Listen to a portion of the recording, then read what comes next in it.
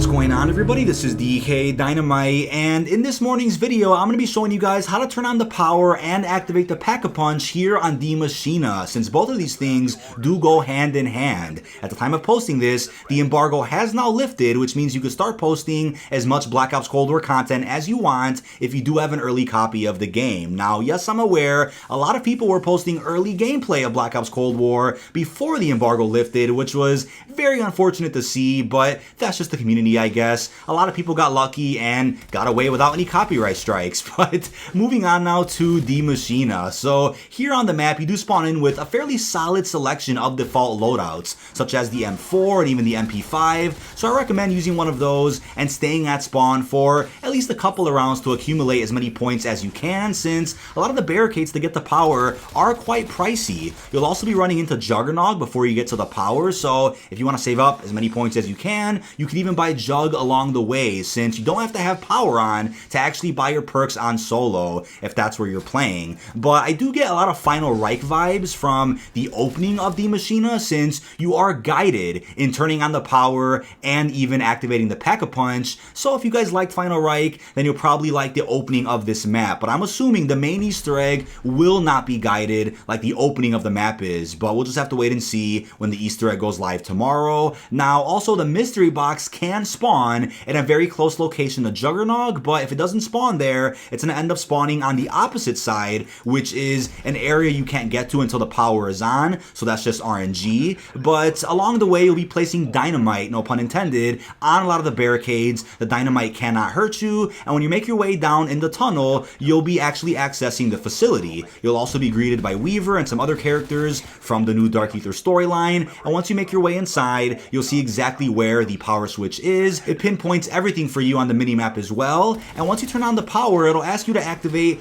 two terminals on opposite sides of each other. Very easy to spot. When you turn each of them on, it'll actually activate different parts of this lab. It looks very, very pretty, and then once you've done that, it'll ask you to investigate the anomaly, which is actually a Dark Aether portal, and when you walk into it, it'll ask you to teleport inside of the Dark Aether. You'll get this beautiful animation, and then boom, you'll get that neon aesthetic all over the map. It gets very dark. Hopefully you have a good weapon at this point, because it'll be very hard to actually spot zombies. Pay attention to your mini-map while you're doing this too. You want to make your way above ground where the Aether tunnel is, because it's asking you to find a machine part, which can only be found by going through that tunnel. Once you go through the tunnel, it'll actually bring you to a weapons lab where you'll find the machine part sitting right there in the corner. Same spot every time. It'll just be sitting there, but I think when you go through the Aether tunnel in different matches, it'll sometimes bring you to a different part of the weapons lab, but the machine part will always be in there no matter what. Once you pick up that part, you want to bring it to where the Pack-a-Punch should be, and you want to forge the machine right there. Once that is done, it'll teleport you back to reality, and that's when you're able to Pack-a-Punch your weapon for 5,000 points. Now, there's also an upgrade for 15,000 and one that's a little bit more expensive, so 3 tiers total of Pack-a-Punching. And yes, you also can select which AAT you actually want for about 2,000 points. So I love the menu and the UI with Pack-a-Punch now. It allows you to kind of eliminate